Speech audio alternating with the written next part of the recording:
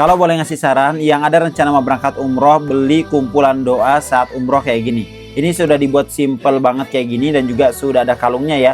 Jadi kalau misalnya lagi tawaf, lagi sa'i, tinggal dikalungin aja dan dibuka aja doa-doanya seperti ini. Ini doa-doanya udah lengkap banget, di dalamnya sudah ada doa naik kendaraan, doa keluar rumah, kemudian juga doa meninggalkan kota Madinah, niat mandi ihram, doa masuk Masjidil Haram, doa masuki kota Mekah, dan juga sudah ada doa saat melihat Ka'bah, doa ketika melintasi Maqam Ibrahim, dan juga sudah lengkap dengan doa tawaf putaran pertama sampai putaran terakhir. Di sini juga sudah ada niat sholat sunat tawaf, kemudian doa saat minum air zam-zam. Pokoknya udah lengkap banget.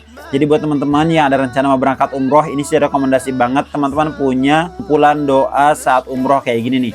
Dan untuk harganya juga murah banget, ini nggak nyampe 50.000. Nah buat teman-teman yang mau beli kumpulan doa kayak gini, untuk link pembeliannya bisa langsung order aja di logo keranjang yang ada di bawah video ini.